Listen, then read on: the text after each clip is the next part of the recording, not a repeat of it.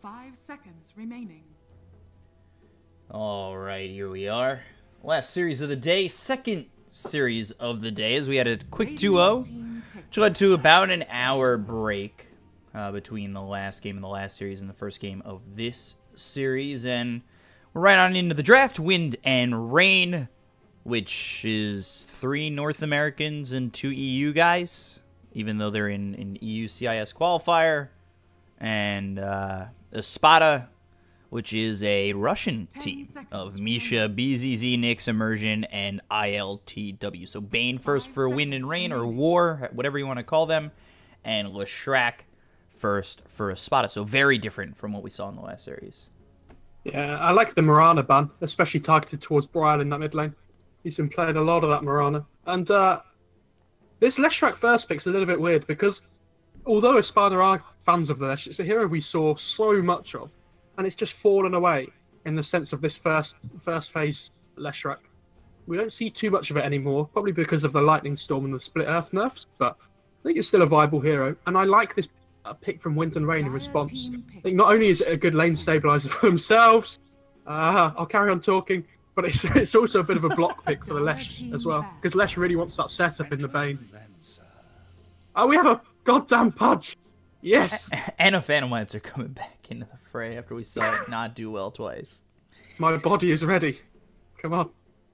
Honestly, I think the PL pick's really good here, though, because they've picked it in this 4th spot overall, and it's against 2 single-target heroes. So they don't have any AoE in their 2 supports to be able to pick off the Disruptor, to pick off the PL, sorry. Heroes like Disruptor and things such and such, but this Pudge pick I'm super excited for now. This is super hype.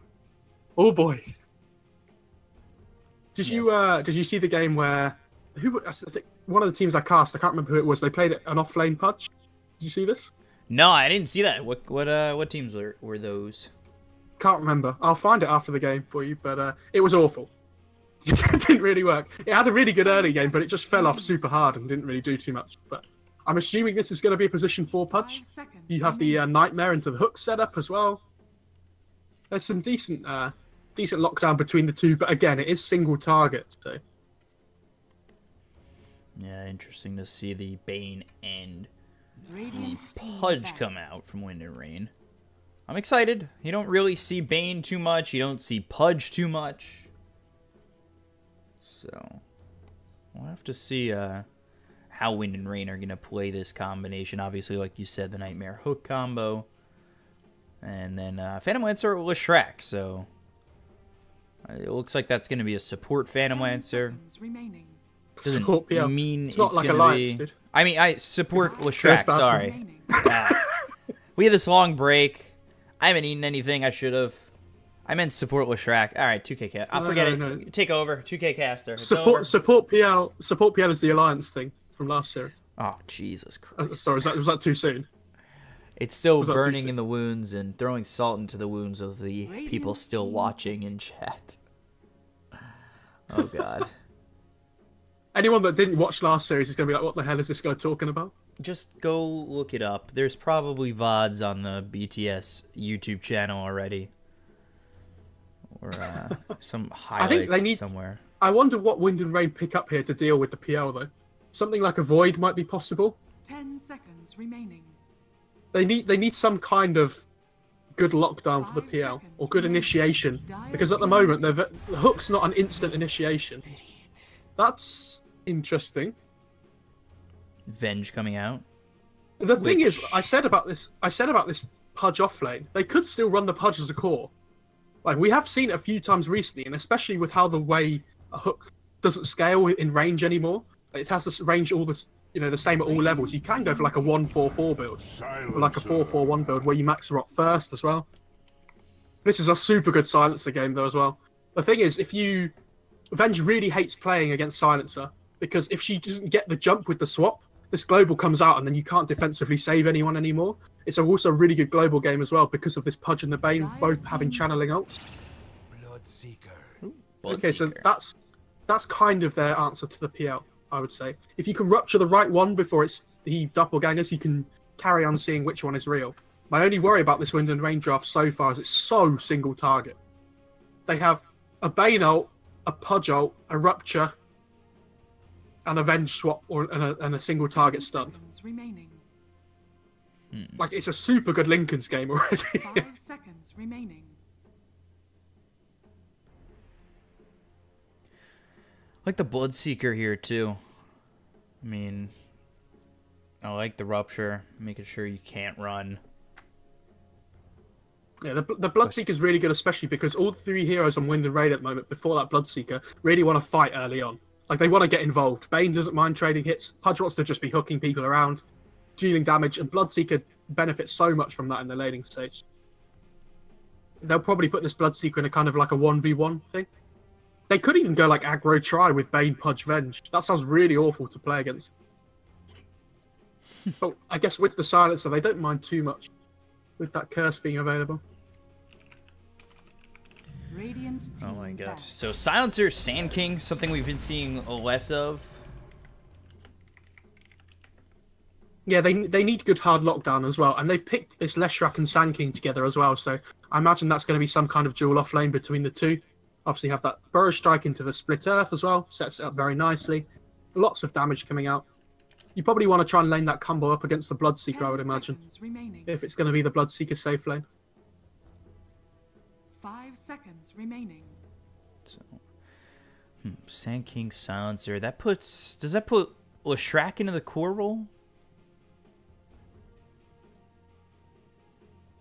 Or is that Sand King? I imagine it's going to be off lane? off. It'll be either Lesh Sand King as a core, and then Silence, and the other one will play position 4, and the Silencer will just play position 5. So they could still put the Lesh as a mid hero. We'll have to see. Their draft's very open at the moment, though, Espada, which you always want to aim for. Unfortunately, they don't have last pick. But this Wind and Rain draft just looks absolutely bonkers. Dire team ban. They need to ban out another core here on that offers some kind of burst damage, I would say. Because at the moment, they can't... When this PL gets super tanky in the mid to late game situation, they don't really have a huge amount of damage to be able to deal with them. Like, Wind and Rain damage overall is very lacking. Unless this Bloodseeker gets absolutely huge. 10 seconds remaining. Coming into this Phase 3 as well in general, I would say that Wind and Rain are probably the favourite. So, obviously, the new guys, as we saw last series, have been playing really well, but Wind and Rain obviously coming second in the TI EU qualifiers, just behind OG. They looked really strong and a very good team. Yeah, Espada have been shaky at times. They lost their first series of Phase 2 to Gang Squad, I believe.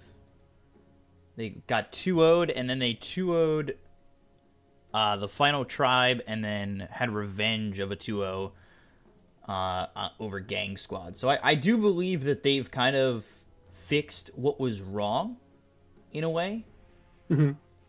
But... Oh, like, I've just realised what Wind and Rain are doing, by the way. Are you ready? They're going to pick Tiny as their 5th hero, and then you rupture somebody, you swap them back, then you hook them out, and then you toss them back, and they just die to rupture all in one go. Oh, God. Are you ready? Okay. I'm ready. I'm down to see it. You better be right. By the way, your job's on the line. I'm just going to throw it out there. Come Dire So you better team hope they pick. pick Tiny. Do they off-lane Pudge, mid Bloodseeker, safe lane Venge, and 4-position Tiny just to get it done? Now, dude, Tiny has to be the carry. So, Tiny has to be the carry. Okay, okay. so they need something on Espada now. They need to decide whether the Lesh is going to be a mid or a 4. But I feel like if you don't lane up this Leshrac Sand King together 10 in the off lane, I feel like you're missing out on so much power in this draft that they have at the moment. 5 seconds. So they're probably remaining. looking to pick up their mid hero here, I would imagine. Radiant team pick. Pugna. Okay, so Pugna. There's a lot of magic bursts coming out on Espada now as well. I say you just put the Bloodseeker mid Pudge off lane and take an anti-mage safe lane. Oh god, that sounds awful. I saw it yesterday. Blowing up. ILTW was blowing up the other 10 team's Pugna. seconds remaining. And it was double, triple kills every single time. 5 seconds. It was remaining. it was actually disgusting. Wind and Rain need to pick something now that does a huge amount of damage. So I don't see how they kill people at the moment, especially when Espada get their BKBs up. It's interesting. The Spectre did get banned out, which I'm not sure they would have gone for anyway, but it would have given them this late game fallback. I'm trying to think of other Ritsu heroes. Like he plays like Morph and such, but I don't think it's a good Morph game here. He'll just get blown up instantly. Depends how confident he feels on the hero. It's just difficult to play into against the global and the lockdown available from the Sun King. Like you need BKB and Manta, BKB and Lincolns. Sorry, I mean.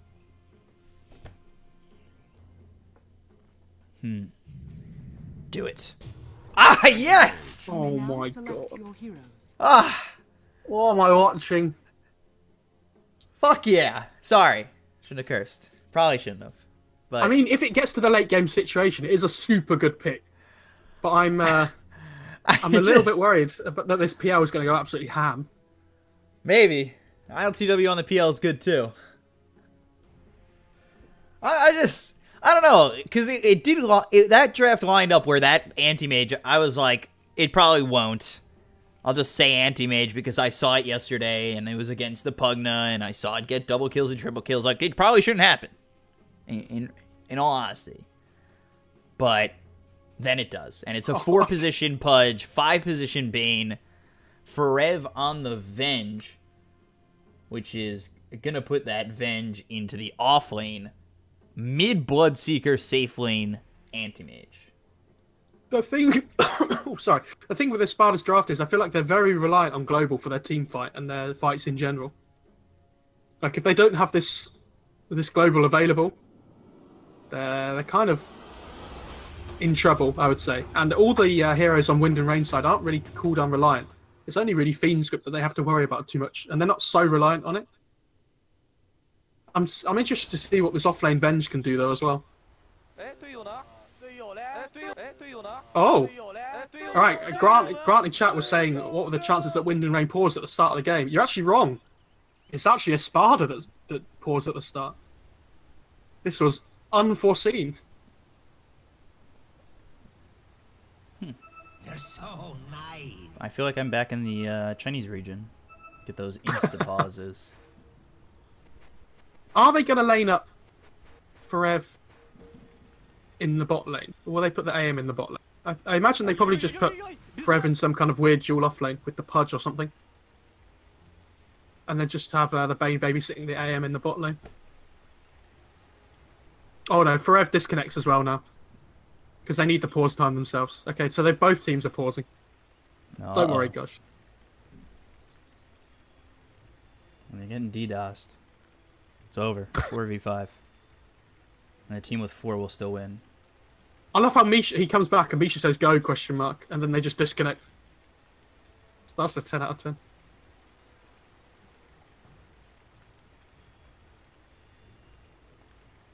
I'm just hoping that, for Wind and Rain's sake, that they get to this point in the late game where AM can just...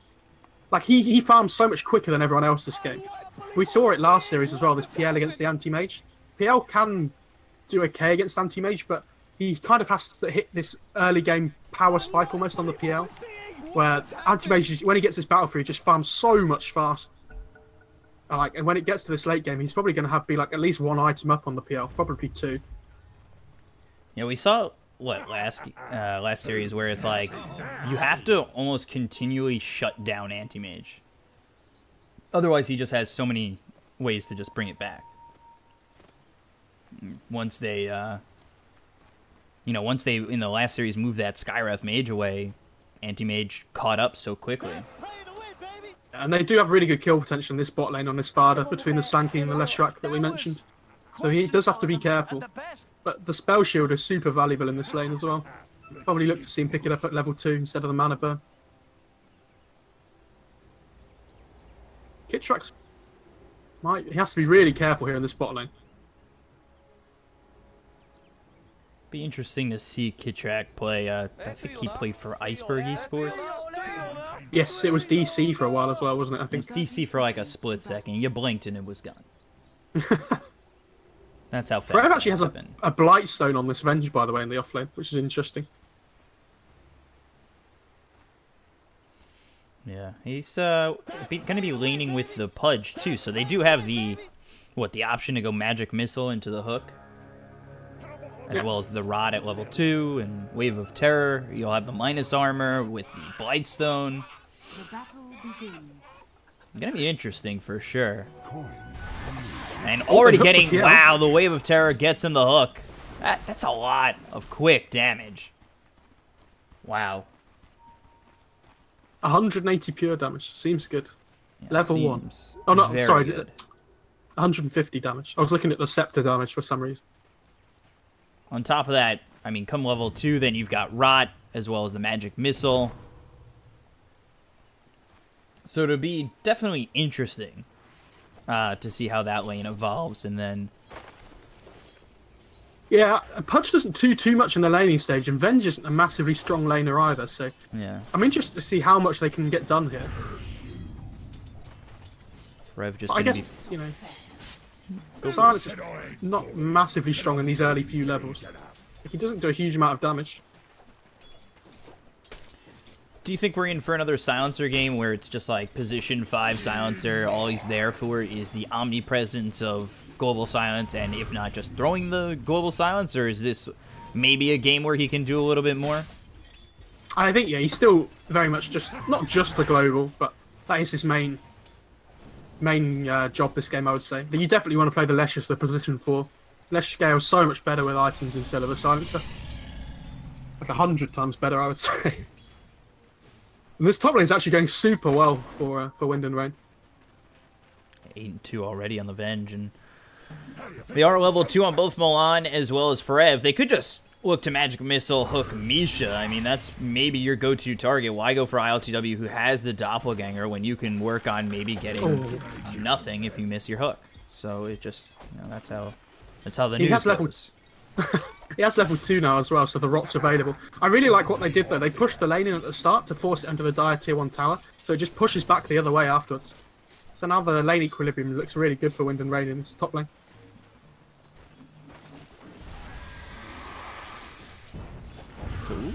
Bane over bottom in a little bit of trouble. BZZ getting low as well.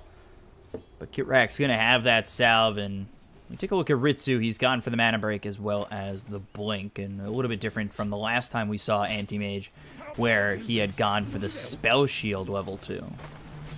Yeah, I'm surprised he hasn't taken it at level 2, honestly. Just because it's so good against the Core Stick and the Burrow Strike and the Split Earth as well as the Lightning. There's so much magic burst coming out. Yeah, and you see down here in the spot lane, watch. Burrow Strike, Split Earth, as well as the Lightning Storm Immersion. He's going to grab First Blood. Then you take a look over towards top as Milan's getting very low. The last word brings him down to 80 health. But a quick First Blood there for Espada. And, I mean, this is just a really tough lane for really anybody to survive in, with both the Sand King and the Leshrac. Just that, you know, that nice classic combo that we've seen in the Burrow Strike and the Split Earth with the Lightning Storm. It's very hard to want to stay postured in the lane trying to get those last hits. Ritsu is not really a defensive player, though, is he? He's pretty aggressive, so I'm not surprised if anybody was going to take that mana break at level 2. It's definitely Ritsu. This mid lane's going very badly for the Bloodseeker, by the way. Nyx has 13 denies on the Pug. 15 denies now. Wow. Yeah, like, he's owning. He's a level ahead of him already. Almost dead, too. He might just drop here, especially if he lands this Nether Blast, but going to be a little bit too south now. Bryle looking for the silence, sends Nyx to the right. Yeah, this is, you know, a very good performance coming out from the Pug. The hook hits on Amisha over top. Now they've got the Magic Missile to line it up. Last word does a little bit of damage here to the Venge, but they even the game up at 1, getting that kill on Amisha. And like I said, that's going to be your target over towards top. I don't think you really focus too much on ILTW to try and get that kill, because of course he's got that Doppelganger. Unless it's on cooldown. Level 1, it's a 25-second cooldown. You could focus Misha, get the hook, and right into the hook. There's the Rot Magic Missile on top. It's a second kill. He comes right back into lane. They'll get themselves a second, and ILTW, I mean, Pudge does have the Mango. He might have been able to go for that hook. Was that hook blind? Because they don't have any vision around the tower and it's nighttime. Maybe he saw where the TP was a second earlier. and he just timed it right, but I wasn't exactly certain if it was blind or not, because they do have these trees down. That's...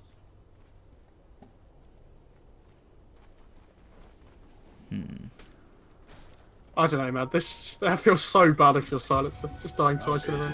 Wow. Oh, Nick's just... Oh, well, this is so bad for Bryle. Blew up Bryle. He's 2 levels behind the Pugner, and we're 5 minutes into the game. Like, Nyx is just dominating this lane completely. And when you're playing Bloodseeker, this is supposed to be you're the best part of your game, the laning stage you're with. So Ritsu goes for the level 2 in the Spell Shield. He's probably going to keep that Mana Break level 1 for a while. I think he needs that Blink cooldown to be lower. He also needs the Spell Shield to be a little bit higher, especially in this lane with, like you said, the Burrow Strike and the Split Earth with the Lightning Storm. So in all fairness to Ritsu, though, even though he did die that one time, he has been CSing really well in this bot lane under the tower. Over towards top. Let's take a look. Forev getting chased by LTW as well as Misha coming over. Just jumping his rope is Milan, or jumping his chain. He's ready to go in with this hook. He's got level 2 in the rod as well. Just trying to find someone at the moment. He is very willing to just run into these heroes, both Misha and ILTW in the top lane. I like that Milan's taken only 1 point in hook as well. We mentioned this before. Taking the point in Flesh Heap at level 4. Just that 8% magic resistance is pretty valuable. And the extra few strength he gets nice too. So he'll hook this neutral, get himself a pull. So Milan trying to keep that creep equilibrium near their tower and help out Forev. So I'm really interested to see whether he maxes out this Flesh Heap second as well. Like, it's a really good game for it with all the magic damage coming out. Unless he just wants the burst damage from the hook afterwards. We'll have to see. So... Jeez, he almost took Misha again. Nyx is 37 and 21. And that has pushed Bryle into the jungle. He's now jungling. That gives Nyx an open lane, who's, again, like you said, 2 levels ahead of this Bloodseeker. Now 3. When you're playing against a Pugler and you go to the jungle, he will punish you so quickly. If you lose your tier 1 mid here as Wind and Rain, this is so bad. Because not only does it give them tower gold, it opens up the map for them to be able to find access routes to the AM in the jungle as well. It means that AM can't play as safe as he did before in terms of farming the jungle. That's really not where you want to be as Wind and Rain at this point. Wow. Over top, they've got the magic missile. They also get the kill on ILTW. I'm surprised they go there. And was that doppelganger on cooldown? Yeah, that was. So ILTW using that doppelganger, and once it's used, again, like I said, level 1, 25-second cooldown. It's really, really hard to be effective without it, and that's it. He ends up dropping, gets hooked, and Milan just denying himself. Yeah, that's definitely the play. He was really low on health. You just wanted to, instead of walking back to base, you just deny yourself. Come back to lane with full HP and mana. Yeah, it's like what we were seeing with Taiga. He just killed himself to tower. Just get that reset, get that health, get that mana, and then come back into lane, because he's been very effective. As long as he's got mana for the hook, he's fine. And I think that this lane is definitely interesting. But now they've got Bryle with the level 6. Kirak only here, level 4, 2 in the Brain Sap, 2 in the Nightmare, so they can set up with the Nightmare hook. They also have the Rupture, so they can really lock down 2 heroes in 9 seconds once Bloodseeker has the Rupture again.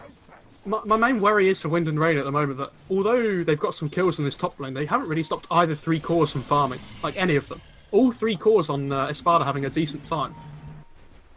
And they're going to find this Silencer, and Misha taken out this time by Forev. So Forev gets the kill there. Milan lands the hook. 4 stacks on this Flesh Heap. It's already got 1,200 health. That was a smoke kill as well, though. So at least the Silencer died instead of the PL. And you see Nyx, as soon as he gets this mid tier 1, just rotates bot straight away. Just starts taking another tower. They can't fight at this point in time. Like, this Pugler's so strong now. And he hasn't even got the HP talent at level 10 yet. Rupture comes out onto Immersion. They'll also look for the Silence. He moves away from it with the TP coming in from Nyx. We'll see how this goes for him. Milan backing off for the moment. Burrow Strike comes out. They'll get the kill onto Forev, so they'll get themselves at least 1. It takes a full 5-man rotation towards top. But at the same time, Wind and Rain, you know, they're they had 4 heroes up there. They're hoping Ritsu finds the farm. He's going for the treads right now. Gets that early ring of health. And then we'll see when Ritsu does, in fact, grab that Battle Fury afterwards, as the 10-minute bounty runes are going to be coming up. But over towards top, the hook is going to miss. They'll look for the silence. Split Earth on top of that. Kit Rack is going to fall. Silence does come out onto 2 of these heroes. I think the Doppelganger is there for ILTW to avoid it. And now they look over for Rev once again. They've got the ulti from Nyx to drain the life out of Milan, but he ends up denying himself. Epicenter unnecessary as Rev falls. 5 heroes still top here for Espada, and they are heavily pressuring Wind and Rain. The problem is, at the moment, the way their draft functions, they really want to be able to fight as 4 and leave the anti-mage to farm alone. But because Bloodseeker's had such a rough laning stage, they don't have anybody to fight around.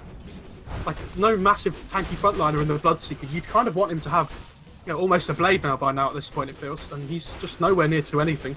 Ooh, boy, over top again. Milan's been found once more. The Burrow Strike hits. Nyx gets the kill with the Nether Blast. So Espada right now are stringing them together, and they're continuing to push on this top lane. Now they'll send Ritsu over. You want to see if you can kind of hit and run on these kills for Ritsu. He finds Nyx, who's very low on mana, and that's an easy mana void. So it's just, yes, Nyx is having a good game, but he becomes the optimal target for you to just hit with this mana void, and if he's by anybody else, that's going to be trouble for Espada. And he ends up dying very easily to that mana void, and then they get a second on immersion, which goes to Kit Rack. So Ritsu, I think this is what he kind of needs to do, but after getting these kills, maybe go back to farming. Yeah, definitely. I really like that play, though. Like you said, it's a really easy mana void kill on the Pugna. So it's really good rotations by him whenever he can find that kill onto the Pug. Good recognition by Ritsu. And that Pugna kill's so big as well, because he was having a great time. Just doing kind of... That is a game of momentum, and when you feel like you can do whatever you want, you feel so much stronger. And it almost feels like now they've just put Pugna in his place a little bit, and he's going to have to be a little bit more careful with how he plays. I mean, he's already got 1,740 mana total. It's just... You're giving Anti-Mage such an opportunity to pull his team and himself back in. I mean, not that Anti-Mage is behind, it's just you see that Wind and Rain have been pressured back towards their tier 1s. They've lost their tier 1 mid, they've lost their tier 1 bottom, and that's where they've been a little bit pressured. As Immersion standing still, dodges it, but this is just going to let Bryle come in and get the kill. They will go over at Misha and grab themselves too. So Wind and Rain, they've completely turned the game back. They've brought it to even, and I think at this point, things can start to go off the rails for Espada, and Wind and Rain can really take advantage. Yeah, Bryle found his way back into this game again really well, just by getting involved in these team fights and finding pickoffs. Oh, the grip onto ILTW as well. Grip on ILTW. Let's see if they can line this up with anything else. I think they were maybe looking for a hook, but they wanted to see how many people rotated in. They've got the mana void available again, so if Nyx gets a little too aggressive, they could blow him up as Forev Burrow Strike hits. The last word is there, as well as the Arcane Curse, but the hook save from Milan. He's still decrepified, slowed up for a moment. Silence to try and deter Espada from continuing, but all 5 heroes are here, and they're going to look to go in. You have to be careful. Again, BTS has a blink. He's just running in trouble. Burrow Strike, Split Earth, they'll get the kill. They look over it for Rev, but actually they won't get the kill. Milan denies himself again. And this is Anti-Mage not getting involved. I'm just always worried about Nyx. Man, you're just amping up the rot damage. It's fine. Easy to know. I feel as bad as Pugna when you're using Life Drain and he's using rot, but he gets the denial. Ooh, Kit Rack. Just gets blown up. Decrep. But now that BCZ has Blink as well, they're so... It's so easy for them to find pickoffs. All it takes is a Blink Burrow Strike, and if they don't get saved by the hook or the swap, they're in trouble with all the magic damage that's coming out.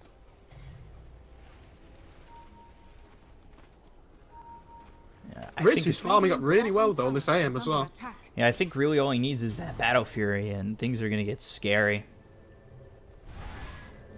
Ritsu TP's over bottom, but here's Espada, Blink, Burrow Strike. Nice little save there from Milan. They've also got the Rupture. That's going to come through onto Immersion, who's thinking about running. He knows it hurts him, but he'll end up done. And they might look for the hook on Nyx. If they can grab this, and Ritsu comes in, could surely blow him up. But Ritsu focusing on the Battle Fury, I like this. I mean, I want Ritsu to maybe hit and run, like I said, where he comes in, blows up the Pugna, and goes. But if he knows he maybe not fully a chance to kill him, I'm okay with him farming. Yeah, this is the game plan, like we mentioned though. Just fight as 4, let Ritsu just farm, because he will win you this game if it gets to this late game situation. Like, you shouldn't be afraid about going to the late game here if you're Wind and Rain, because AM's going to farm so much quicker than this PL with his mobility around the map. Oh, Immersion coming over for the 15-minute rune. That's a mistake. Hook, as well as the Wave of Terror, Magic Missile. And Forev gets the kill, but the Burrow Strike on a 2 from BZZ. Nyx is here. We're going to kill off Kitrak. They'll get the silence on top of this, so now he's in a lot of trouble. As he's stunned up. Fiend's Grip from Kitrak, and nobody's bothering to stop this. As coming in will be Bryle. Misha drops, so does Nyx. Nice epicenter. Burrow Strike onto 2, but here comes Ritsu. And he's going to try and clean up the last one alive. BZZ, who will be silenced and dead as Bryle picks up the triple kill. And Wind and Rain overwhelm Espada in that fight. That was really well played as well, because there was a Pugna ward up on the high ground. And if you saw, Kitrak was using spells before and almost died, and he was waiting so patiently for Bryle to finish off that Nether ward before he used his Fiend's Grip. You can see the communication between them is working so well.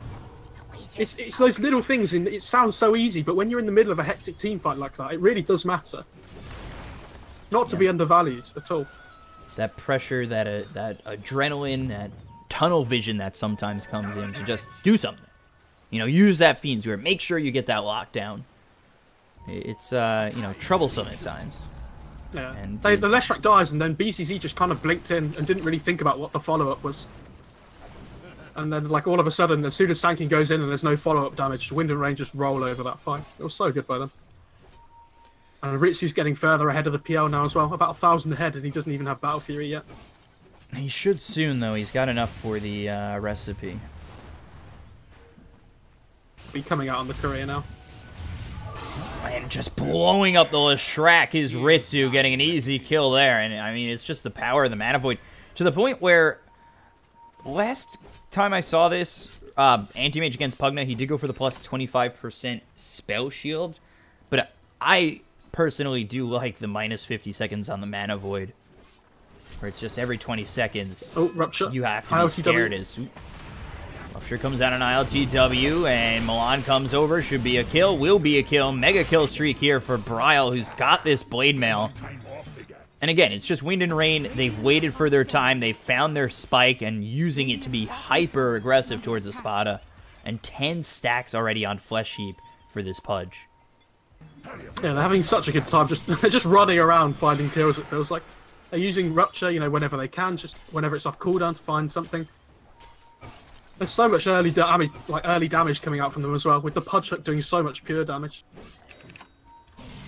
Ritsu's just having like the best time of his life just because his team is making so much space for him. Yeah, and that comes from Bryle, who struggled in the beginning, went to the jungle, and now he's going for a BKB after this Blade Mail. Bryle is just so well farmed at this point, despite the poor start. Oh, that Burrow Strike was interesting. No look for the kill onto Forev, who gets hit with the Split Earth. There's the Decrepify as well as the Nether Blast. Nyx will get the kill on a Forev. So they get themselves one. But they don't care though. As long as Ritsu's still farming on this AM, they're quite happy to just lose someone if there's a 5-man rotation to the bot lane. Like Bryle just TP's out. He didn't even die. Dire's middle tower is under attack. Coming over is Immersion. Who, again, has to be careful. The Mana Void blew him up last time. If he's sitting there on low mana, you know Anti-Mage is smelling blood. And there is a Bloodseeker in the game, too, which is, you know, just... Ritsu's the one smelling the lack of mana. Bryle's the one smelling the lack of HP. Nowhere are you safe. But they can't really stop this AM from farming. That's their issue. Like, they have to commit a global and a Burrow Strike, it feels like. And even then, they don't really have a huge amount of physical damage to burst him down afterwards. They have to, like, throw the whole kitchen sink at him. And you see at the moment, Kitrak's doing a really good job of just scouting ahead and making sure if anybody is coming for this AM, he's the one that tanks it. Yeah, they'd rather Kitrak tank the gank. They don't really mind. I mean, he's got the Yasha, he's going into the Manta style. Free farming, 3,000 net worth ahead of the Phantom Lancer as well as Nyx on the Pugna. He's just so far ahead, and nobody's going to stop him because you just... I mean, like you said, there's no way you can. And even if you have Global Silence, is it enough? And then if you use Global Silence, just that long cooldown of 130 seconds.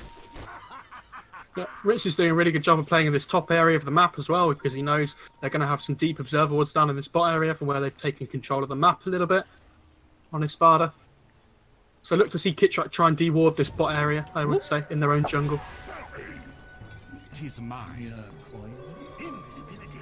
This Pudge as well, when he gets his blink, if they can just jump on the backline and like control the silencer before he uses global, it makes the fight so much easier for them. At that point, if you don't have Global Silence going off, I don't think you have anything. Over mid, Nyx is here. They've got the Decrepify as well as the Life Drain.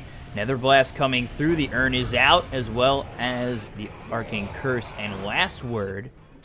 And then just the TP back from Forev, so he's able to survive. Nightmare comes through onto Immersion. You can't initiate with the Pugna like that, though. You have to initiate with the Blink Burrow Strike. They kind of jumped ahead of themselves a little bit there, and they're looking down towards this AM in the bot lane now. All their vision is down here, so Ritsu has to be so careful. I think luckily for ILTW, his courier came over and spotted both the Bane and the Pudge. Ritsu knows what's up as well. Yeah, he got the scan out. Once the... It's just a big game of cat and mouse at the moment, and the mouse is definitely winning. And eventually this mouse is going to become the cat in the AM. Was there ever an episode of Tom and Jerry like that? Where Jerry just became the mouse? I mean, I guess he's always the mouse. He's always the one tricking Tom.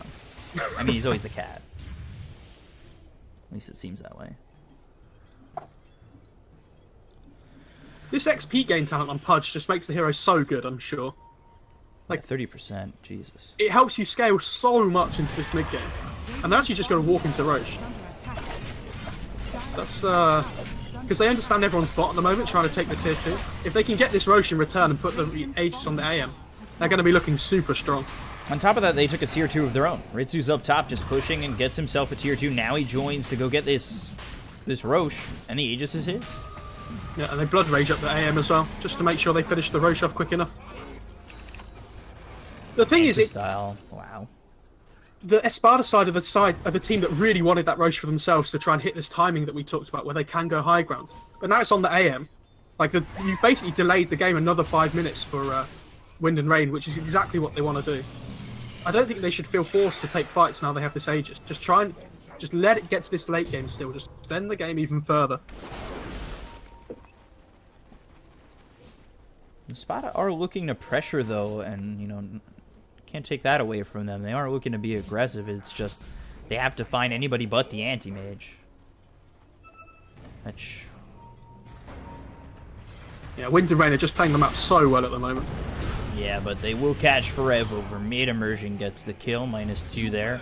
But yeah, like I said, they really need to... Like, look at Ritsu. Just goes on high ground. Doesn't care. He's taking your tier 3. Like, someone has to deal with this. And they're just letting their tier 3 take damage for no reason. It's just unnecessary. He's just splitting the map up so much that... Oh, bot lane. He is found, but he's fine at the moment. And if they find a Rupture, they might be able to chase. But the 4 staff on a Nyx will get these 4 heroes out. And ILTW was already gone because he went over top to defend the tier 3. But that's Ritsu forcing the hand of Espada by making him TP back.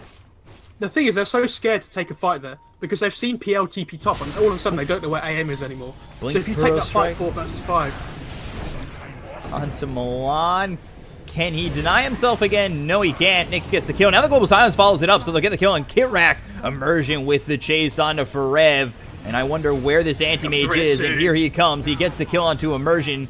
Hasn't used that ult just yet. The Rupture comes through onto Nyx. Well, a little bit low. Burrow Strike here onto Ritsu.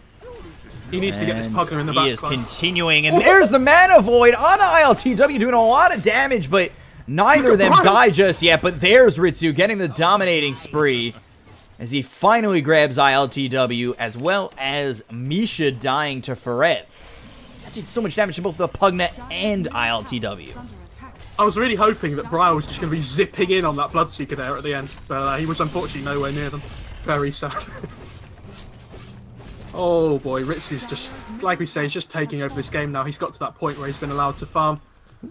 Burrow Strike coming out, as well as the Life Drain. They've got the Sun to follow it up, but Kitrak's here. They'll start with the Nightmare onto Immersion, get rid of that Nether Ward, slept up, and Immersion in a lot of trouble, trying to force staff away, but Ritsu's here, and he's not letting anybody get out of his sights.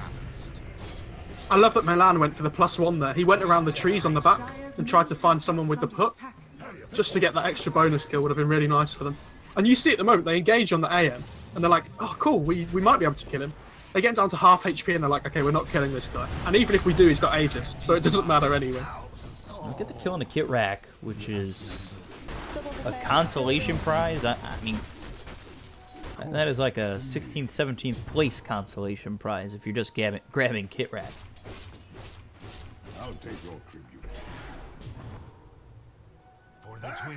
Like, oh, at this point, I'm trying to think of what Espada can do to deal with this AM. He has Manta, so Global doesn't do anything. Like, at what point in this game, what item are you going to build that allows you to deal with this AM? Like, they need a Hex or something. And they're just nowhere near any kind of item, like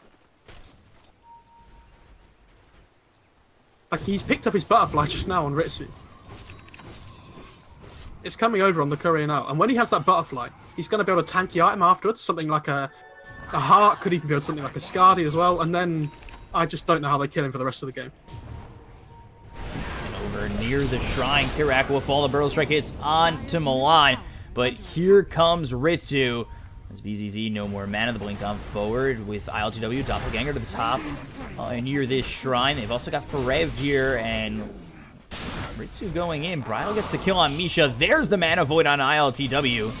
So 2 dead on the side of Espada. Immersion on the high ground. Nice split earth to stop them in their tracks. But Ritsu. Oh my god, Ritsu just does not care. Like, he has Aegis. He doesn't care about anything. Even if he dies there, it doesn't matter. He can just blink out afterwards anyway. I feel like even without Aegis, he just doesn't care about the other team in this game. Like you said, there's just, how do you stop him? I'm not sure, honestly. It feels like Espada have just missed their power spike in this game. Wind and Rain have just played so well around this Ritsu AM. I feel like when the second Roche comes up, if they get this on the AM, the Aegis has just died. But yeah, when the second Roche comes up, if they get that on the AM again, then this game's going to go south very quickly after that. He's actually going for the Abyssal as well on the AM, so that's the tanky item he's going for, building up from the Vanguard. He was looking at that earlier, so I'm just, you know. Yeah, you just want the lockdown now, so when you blink on top of somebody like the Pugner, like the PL, you just Abyssal them up and bring them down so quickly.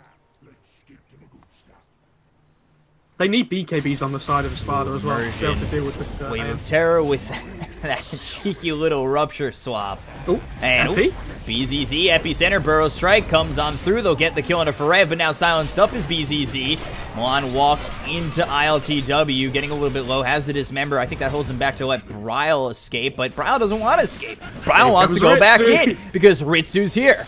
Ritsu moves forward, ILTW at about half health. BZZ finds himself the Burrow Strike on a Bryle, but he's a very hard target to kill. They look over at ILTW with the Doppelganger. Misha's here as well. The Mana Void comes out, but the Life Drain, Ritsu in a lot of trouble. He doesn't have the Aegis. Fiend's Grip here on a BZZ. The Burrow Strike, Global Silence stops the Fiend's Grip, which lets him Burrow Strike. ILTW eventually falls to Bryle, but Ritsu has to fall back. So does Bryle, and we'll see if Kitrak, just does not get out.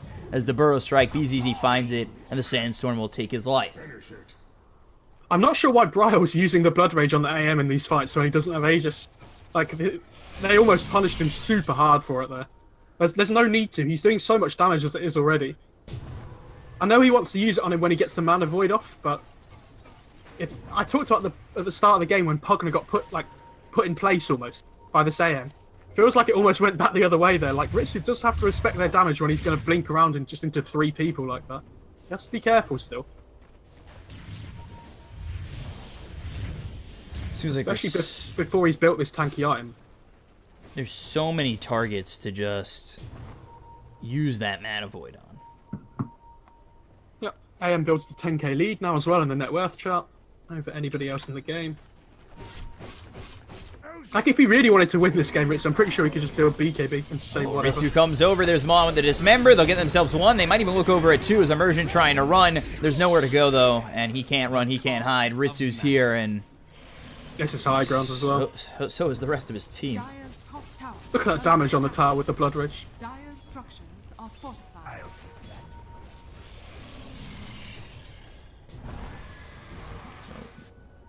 We stopped going for the tier 3 because Milan has been killed off by ILTW. Now they've got the swap. They'll look for the silence. ILTW trying to run, but the Rupture is out. Ritsu gets the kill. The Burrow into the epicenter onto Ritsu, but he just does not care. This man is 25. This man is ready, has the plus 25% spell shield, and he is just ready to continue to go in. And again, they go for this high ground. I don't care. Backdoor protection. I have Blood Rage. Just hit the tower. Yep.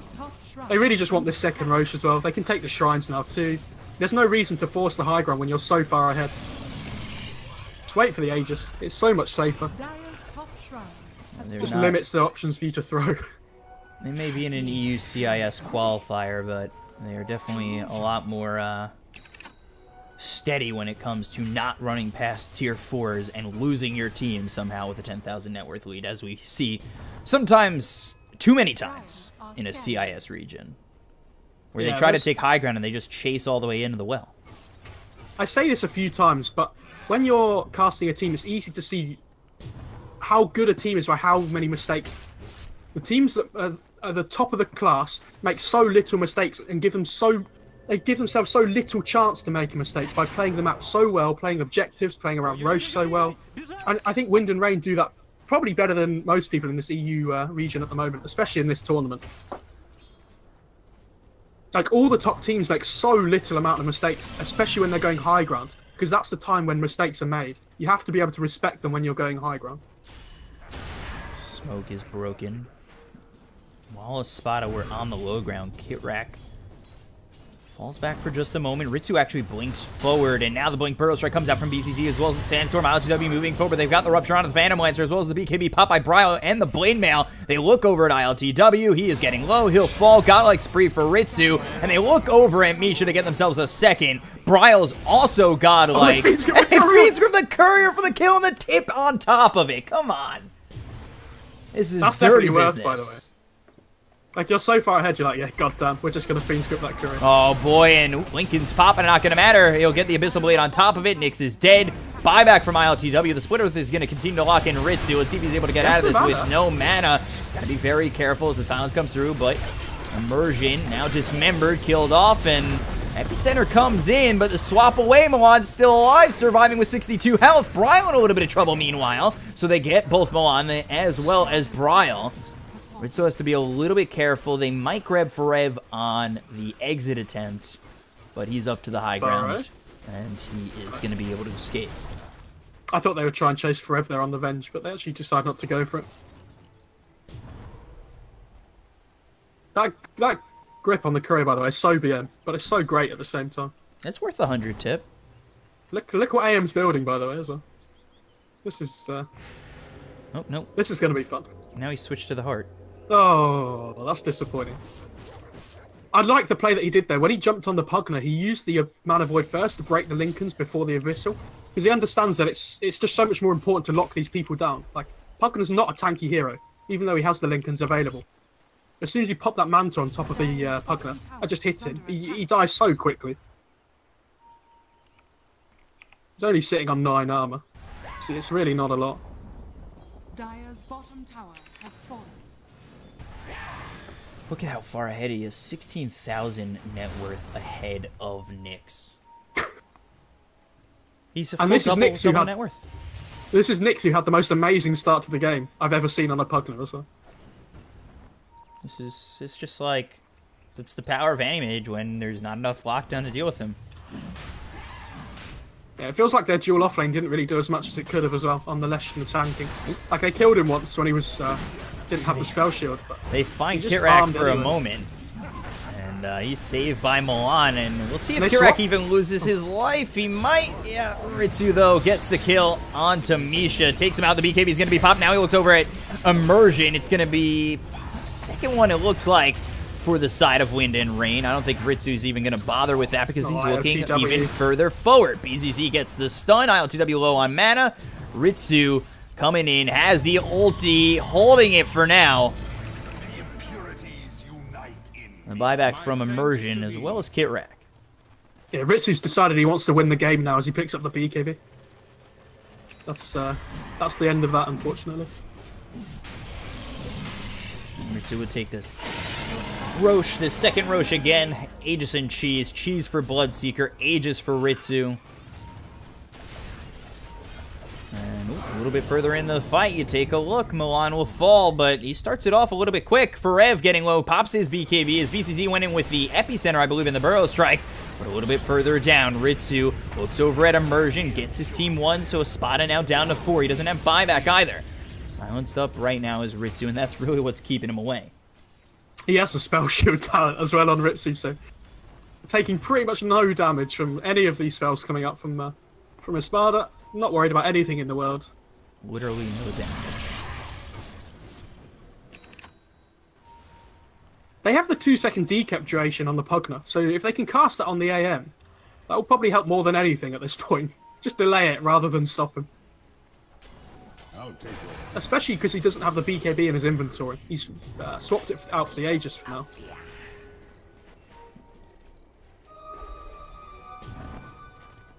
Still doubling the top net worth heroes on the side of Espada. I can't even keep up with Ritsu at times. I mean, I like that Wind and Rain are still respecting them because they're one man down and they realise, like, this again, let's not throw. Let's just wait for our 5th person to be alive before we go high ground. Bryo here with the Mjolnir. His BKB is Oh down my to God. 7 seconds. Ooh. Ritsu, ILTW in a lot of trouble. The blink above him, but Milan's there with the hook. Milan, I'm not sure how he's managed that, but that's pretty impressive. And Bryo with the tip to ILTW. Milan has been... I wish there was, you know, when you pick certain heroes, skill shot percentage hits. I think that would be nice. Is Ritsu just... What's a tier 2? Let me just go for the tier... or not go for the tier 3, but go in further. And oh my god, he is deep in this space. Okay, this is a CISEU game now. As he's been used up, hit with the Split Earth. Now hit with the Burrow Strike. But look at how little damage they're doing. He just doesn't care. This is without a BKB, by the way. And he still has Aegis as well. He fears nothing. Finally take the tier 2. They'll look towards getting the tier 3. Immersion now into the trees onto the side. Blink, Burrow Strike onto 2. They've also got the Decrep on it for Rev, who's going to be forced to pop that BKB. Dismember is used, but the Global Silence is going to follow that up, so the Dismember gets stopped. They look over at Immersion with the rock coming through. Milan trying to run into Immersion and get him killed off, and will, as BZZ hits the deck, buys back immediately, and Kirak, you're a little bit too far there, and you will fall to Nyx. Burrow Strike also finds Forev, as the Nether Blast cleans him up, but you've got 3 heroes just working on the bottom tier 3, as well as the Rax and the Blink forward with the Abyssal Blade. Silencer once was there, but now is no longer there. And Misha will buy back as the Burrow Strike comes through with a hook onto Nyx. They pop the Lincolns. This is trouble as the Dismember comes out, and Nyx is dead. He buys back, and Espada are down to slim pickings. I love how Wind and Espada are getting kills, but it's not on the AM, and they're like, yes, guys, like we can come back into this, we're getting kills. Let's just pretend Ritsu's not there, it's fine. We'll deal with him at some point. I'm not sure when, but it'll be fine, I'm sure.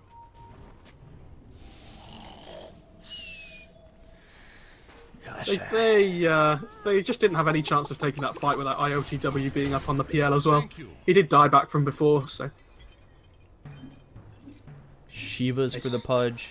Oh, Bryo here quicker for the Shrine. This Shiva's is so good against the PL as well. The attack speed slow's really nice. The vision going up high ground's really nice as well with the Shivas. BZZ don't know if you really want to be there still. Blink, Dust. Woof. Milan really looking for it, and now ILTW. Invis with the Shadow Blade, but that's wearing out.